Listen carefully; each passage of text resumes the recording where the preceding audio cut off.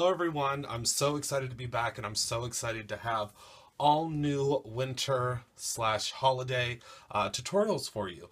Today I'm going to be using some Spectrum Noirs and also some stamps and some different tools that you actually have not seen me use before. So I'm excited to get started, and first and foremost, what we're going to do to get everything going is you want to pick out a stamp set that you really like. I'm going to be using this stamp set today from Fawn. This is a clear stamp, it's photopolymer, and I actually use, when they send you your stamps, it's something that's really neat and I think really great.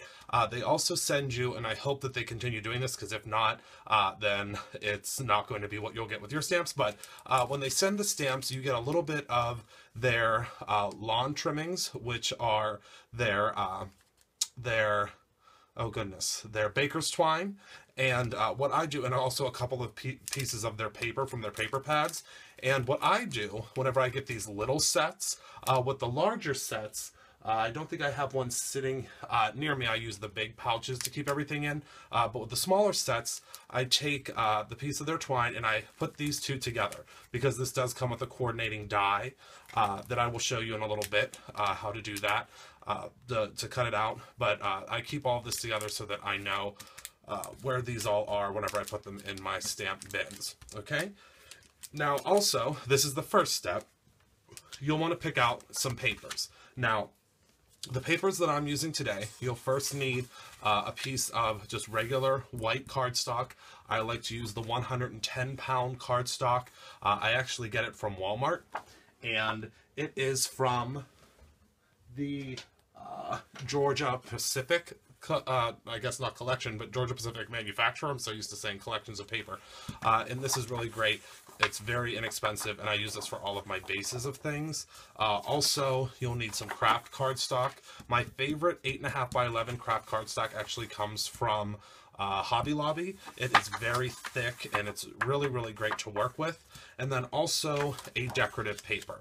I'm using a decorative paper from the brand new paper pack from American Crafts this year. It's called the Holiday Pack, and it has a ton of just absolutely wonderful different papers in here, but we do need one of those pieces. So to get this little gift tag that we're creating today started, and you can actually mass produce these very quickly, which is why I love this project. And we'll go ahead and put these to the side and we'll get our dies out.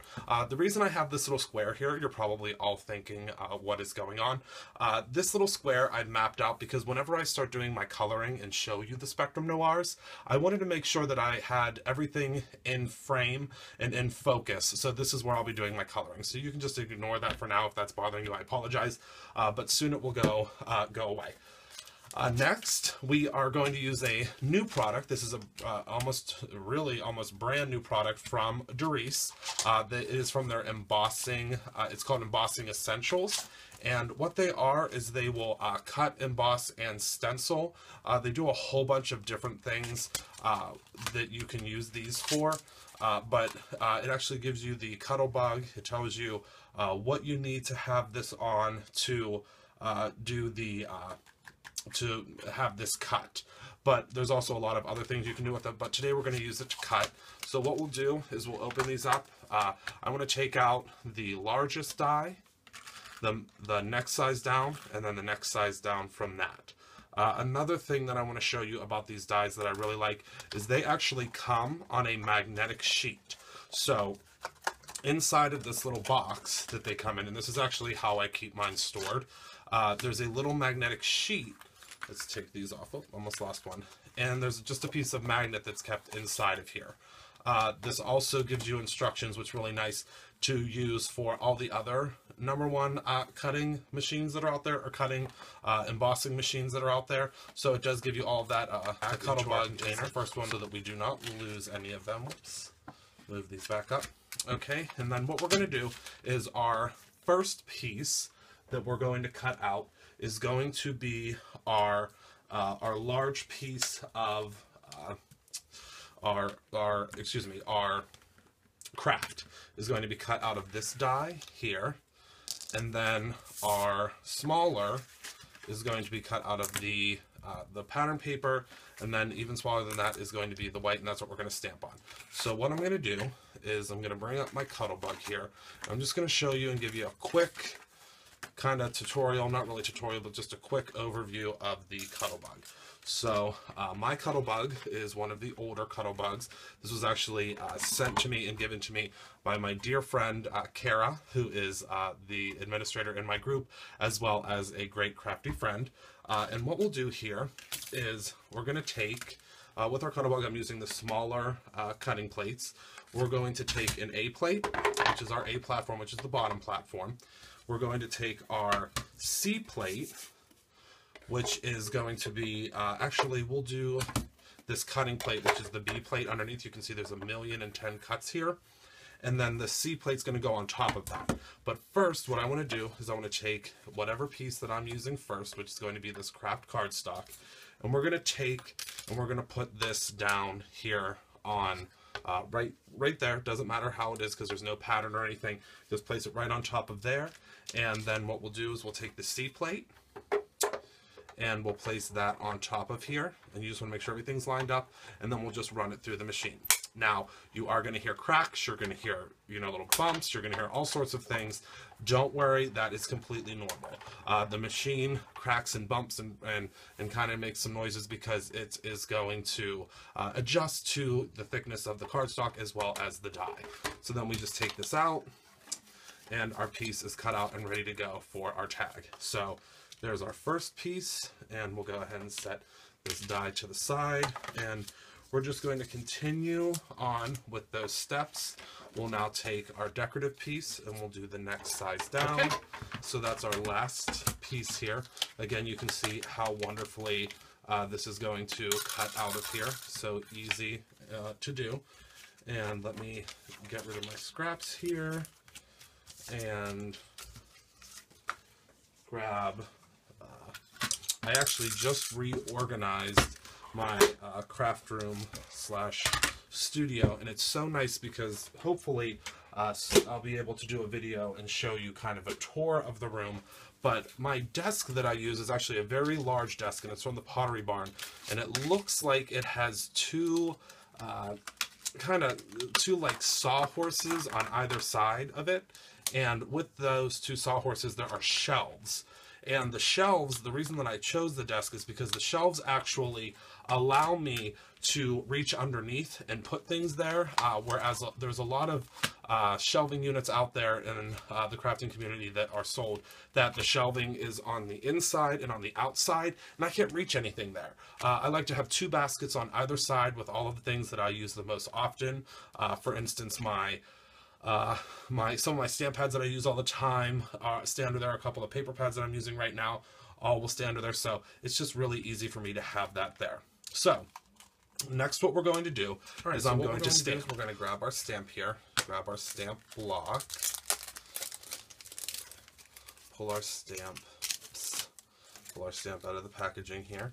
And one tip that I have, I've seen a lot of individuals who struggle a lot with these smaller stamps, and I think it's because of using a stamp block that is far too large for the stamp. Now the Fiskars stamp press is a whole different story because it is a very thin and very controllable kind of block, whereas these thicker blocks, obviously it's going to be a little bit more difficult to control those, especially if you have a huge block in this tiny little sentiment.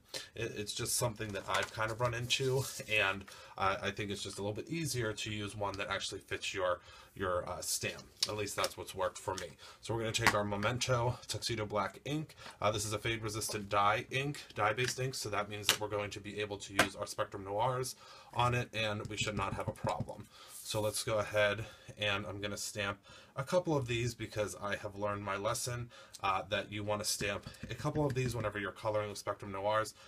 Because sometimes you may go out of the lines, sometimes you may have a little bit of a mishap where something bumps the table, you may not be using the right the color that you thought was going to be. So I usually stamp about 3, and then whenever we have the 3, I think we're kind of safe. So what I do to clean my stamps is I take the Hampton Art Stamp Scrubber Cleaning Pad, and I will spray it with some of this Ranger. It's water-based stamp cleaner. It smells like bubble gum. It's great. And you go ahead and I scrub on this side. You can see there's lots of scrubby happening there, and you can see how soapy that is. Then I'll take it over here on this side, which is the drying side, or I at least consider it the drying side, and my stamp is already dry, ready to take off my stamp block and put away. So let's go ahead and put that away. Grab my stamp set here, and let's put him back on there. I'm not going to put him completely away yet because I think we're going to use some of these other little sentiments on our little white tag base here. So what I'm going to do now is I'm going to zoom us in, and so you can see me coloring, and then we'll be right back. Alright, so we're zoomed in, so you should be able to see much clearer what I'm doing here. So what I have here, and I'm going to explain the Spectrum Noirs to you very quickly and briefly, is I have some of the Spectrum Noir markers. Now, with these markers, I do have the old and the new generation. The old generation is going to look like this. They are square at the end, and the new generation are going to be rounded at the end. There is no difference between these two inks. They are both going to be the same. It's just a different type of lid and a different way that they snap together. That's the only difference that we're going to have here. They are sold in small sets as well as large sets. You do have to combine the large sets and the small sets in order to have a full complete set. But again, that's another lesson for another day. Let's get down to coloring. So the first thing that I want to color on this guy is going to be his cowl kind of here that we have on top of here. So what I do when I color with Spectrum Noirs is I'm going to take two markers that are what I would call very close in family. This is an IG4 and then an IG5. What I'll do is I'll go ahead and I will take the IG4, and I'm going to start with the fine tip, which is here, and I'm going to color that entire area. Now I'm going to flip this so that it's a little bit easier for me to see, and I'll place this cap here so you can see which color that I'm using. So what I'll do, and I don't know if the lighting is going to be the best for this, so let me try to adjust the light so that I'm not going to get too much of a shadow here. Let's see. Let me try to adjust it a little bit more here. Not. You're still going to have a little bit of a shadow, but I think you'll still be able to see.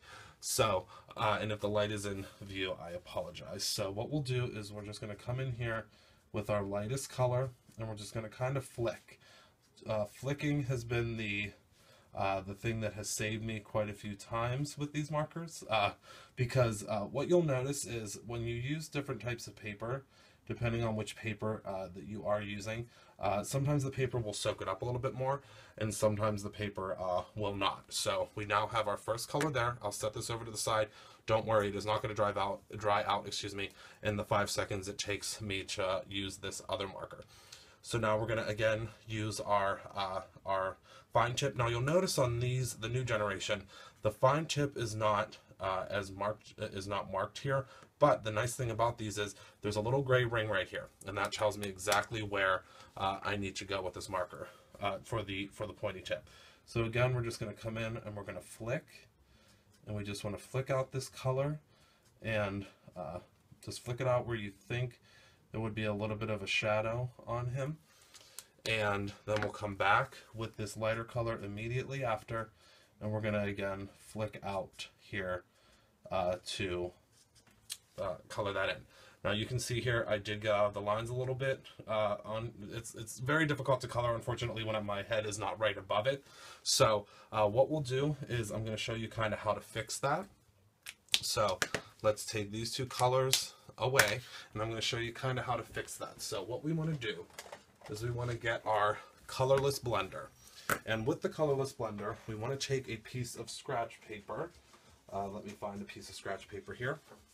And we'll put this underneath, and what we want to do is we want to take, again, the fine tipped end, and we're just going to push that color And what this will do is this is going to look very wet right now, but that's going to push out that color to the other side. And it will get rid of a lot of boo-boos that you can make when you're first starting to color. And it can help fix a lot of mistakes when you're first learning how to color. But I'm going to show you how to fix those so you don't, in case you did not stamp another one. What I'm going to do is, I'm a perfectionist, so as many of you know from watching my videos, so I'm going to go ahead and I'm going to just redo him really quickly, and I'm going to try to get up a little bit closer so that I can see. So again, we're just flicking out.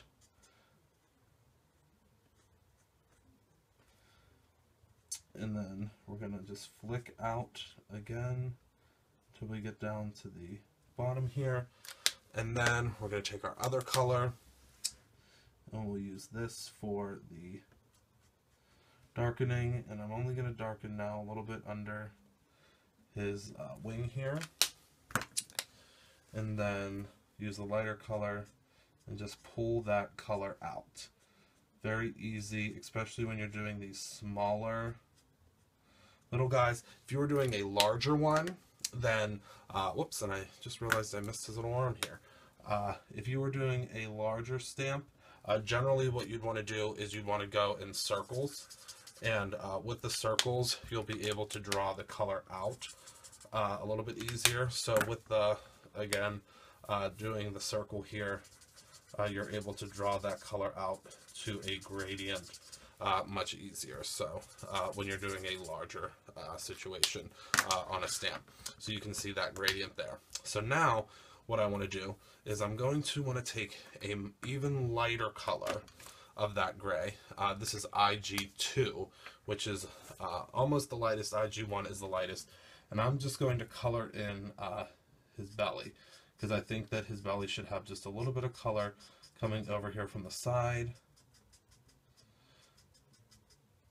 And let's go ahead and color that in there. And then we're going to take our colorless blender and we're just going to move some of that color over and fade it out. And now you won't really see what's happening with the colorless blender until it is all until it's all dry. So that's what we have there is the colorless blender and that very, very, very light gray. So now what I want to do is with very small, tiny areas, I generally will use just one color. So for this one we have, it is OR1. And we're just going to come in here into his nose and just color that in very easily. Again, if you get out of the lines, do not worry. It does take some practice, and I'm out of the lines right now, and that's because I am not looking over top of it. But once you're right over top of it, you will be fine, and you won't have any problems. So let's move along to his little ice skates, and what we're going to use for this is just this red here, and this is DR2, which is dark red 2, and we'll just do his little skates. And I just love the color that is laid down with these Spectrum Noirs. Now, again, two colors for his scarf. That's chisel end. GT2 is what we're going to use here for the lighter of the two colors. And the nice thing about this color is what I do, and on Spectrum Noir's website there is a color swatch that you can get. It's something that you would color in with your markers, and I actually went and colored this out and then took my pattern paper to see which one of these markers would actually match it. So this marker came the closest for me, and now what we'll do is we'll just drag in some of this darker color here, drag out some of the darker color where we think that there would be shading. This is just GT3, which is just the close cousin of GT2. And we're just going to drag this out to where it would be lighter. And this just kind of corrects itself in the blending. So there we go. I just love this little guy. Again, he's not colored perfectly. That's fine by me. I think that he looks great, you know, for myself. I mean, you know, don't think that anybody's going to notice if it's a little tiny bit out of the lines, because I just love the way that this coloring looks with the Spectrum Noirs. So now what I'm going to do is I'm going to zoom us out, and we're just going to finish up this tag. All right, we're zoomed out, so I want to show you how we're going to just finish up this quick and easy tag. So we're going to take our penguin that we just colored, and we're going to come back to our Cuttlebug. And let me get this just set up very quickly. Our stamp set, most of the stamp sets with Lawn Fawn, they actually come with coordinating dies, like I said in the beginning, and this is what the die looks like. So we'll go ahead, and this eliminates fussy cutting, which I love because I hate, there's not much in this world that I enjoy less than cutting out an image. So what we'll do is we're going to take again our B plate, and I'm going to take our little penguin here, place him on there, and I just am going to grab a piece of washi tape. A lot of people will use the Post-it note tape. I don't think it's necessary. Of course, you can use whatever you would like. The Post-it note tape, I think, is kind of a waste, as you know, for what it's meant to be used for, and it's a little bit I think kind of pricey for what it is. You don't really get a lot of it, and I think that the washi tape works just fine. This is a roll of washi tape that I actually got from the dollar store. I'll use it on a card, and I'll use it for this purpose. So you want to go ahead and line up your little die here, and if you have the magnetic plate from Sizzix, if you have a Big Shot, I believe that it will actually fit in this machine too. I'm not 100% sure, so don't quote me on that, but if you have a Big Shot and you have the magnetic plate, that's fantastic, because it will actually stick to this. It will be magnetized, and you don't have to worry about using a piece of tape. Hopefully soon I am going to get a Big Shot so I can do larger scale things, and then I'll show you once I have the magnetic plate. I just haven't had a chance to go out and get it yet. So we're going to go ahead and place this on top of here, just like we did before. We're going to roll it through. Whoops. Roll that on through here. And then we're going to pull this out of here. Whoops. And our little guy is going to be cut out perfectly, which is what I really, whoops, I guess I didn't really need to show you that on camera, because you just know that I'm just pulling out the die. But you just pull this out. Hold on, I'll actually show you once I get this Cuttlebug out of the way. Let's bring this up. I love this Cuttlebug because it suctions to the table whenever you're using it. So we'll just take him out of the die, and look how perfectly cut out he is. I absolutely love these little coordinating dies. They save you a lot of time. Okay, so let's put this back in here. There's a little piece of double stick tape that holds him into place. There we go, and there's our stamp set. So what I'm going to do now is I actually, ahead of time, I actually stamped him out already. So we know exactly where he's going to get placed on our stamp. So what I want to do now is I'm going to stamp a couple of little snowflakes here. Now, for the snowflakes, I don't want to use black. I want to use some blue. So I'm going to use this, the classic Stampin' Pad from Stampin' Up. I love their stamp pads. I'm not really a huge fan of some of their stamps. I do like some of their seasonal stamps that are out right now, and things might change by looking, you know, at some of their designs. I think it just might be so overwhelming because there are so many of them. That might be it. But hopefully soon I'll be looking into more of their stamps. But I love their stamp pads. So what I'm going to do is I'm going to go ahead and open up the stamp pad. Really easy. I love them because the everything stays right where I need it. And I'm going to go ahead, and I'm not going to stamp out the Happy Holidays. I'm just going to do these snowflakes. So let's go ahead and grab one of our snowflakes here. And I love these tiny itty bitty little pieces, I guess not pieces, little stamps from Lawn Fawn. I just think they're so adorable, and they always work out So, okay, everyone, we had a slight blip in the video camera. I completely actually finished the tag, and it was not filming. So I'm going to pick up right from here. This was the snowflake that I was working on, and we're just going to continue going around and stamping some snowflakes here. Put one right here, and again, we'll just take our stamp cleaner. Scrub, soap, scrub,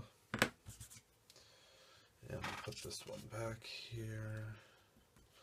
Let's grab our other one, just very quickly get this stamped out, and one more right here. Okay, and again, you can do this however you would like, with whatever stamp set you would like. I just love Lawn Fawn again because I can cut out my little pieces without using a scissor. I just use my dies. Okay, and now we're not going to do this part in the blue, but I do want to use this fun little part here where we can make him look like he is skating. So more Memento black, and we're just going to go ahead and stamp that. So now it looks like he can be skating uphill, he can be skating, you know, wherever you could really be skating. However, I just didn't want to put it this way because of the snowflake there, but it really depends. You can put it wherever you like. So now, because I am going to be completing this tag, one is already over here completed. I want to do the same thing that I did underneath of him on the last one. Oops, I'm going to put my stamps away here. And take our lightest gray, IG2, and the blender. Whoops. And let's do a little bit of color underneath of him. And then take our blender and just really blend all of that out.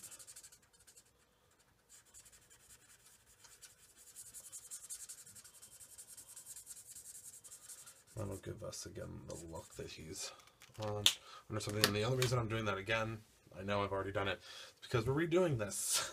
So, okay, so to put our card together, we're going to take our bottom piece here, and then we're going to take our next piece, which is our pattern paper. Put a little bit of adhesive on the back here. Okay. Let's line this guy up here.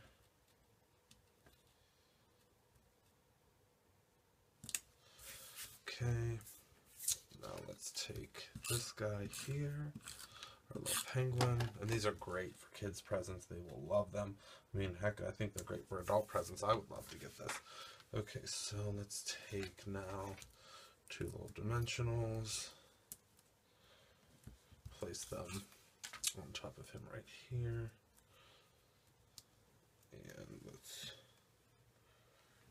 and all we're going to do is we're just going to place this little guy right on top of our area so we knew where he was going to go. And that's all there is to it. Just going to take a little hole punch here, put it at the top, punch a hole, real tiny. I think this is an 1/8 of an inch punch. And my last final touch is I want to take this white Signo Uniball. I'm just going to draw,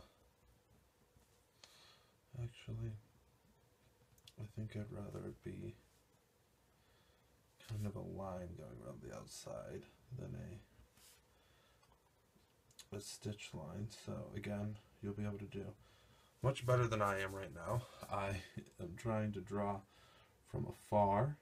I can't see what's happening here because I'm not right above it.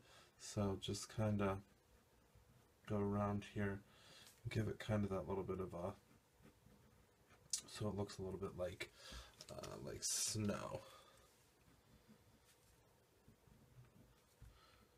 And again, yours will be obviously much better. I am having a hard time seeing here because it's below me. But then, there you go. Do a little bit around the edge there. We'll take a piece of baker's twine. Oh, there we go. And then you have your twine here. Bring this down and knot it here. Whoops. And then we'll just cut it off. And there is our project for today. It is just a cute little tag. Again, you'll want to brush up on the outside of here, but you can put to and from on the back here with whatever sentiments that you have. This was the one that I did before oops, hold on one moment, let me put him back on here. This is the one that I did before that you didn't see because my camera stopped. But this one has the stitching around the outside. I used a little bit of washi tape, just taped it on the front here, pulled it over the back, taped it on the back so it had a little bit of a different closure. But here's two of almost the exact same tags. I do like this around here a little bit better, but I wanted to try something different with you guys. So here's our two tags. I hope you enjoyed. I can't wait to see you in my next holiday video. Have a great night, a great day, whatever time it is right now where you are. Bye-bye.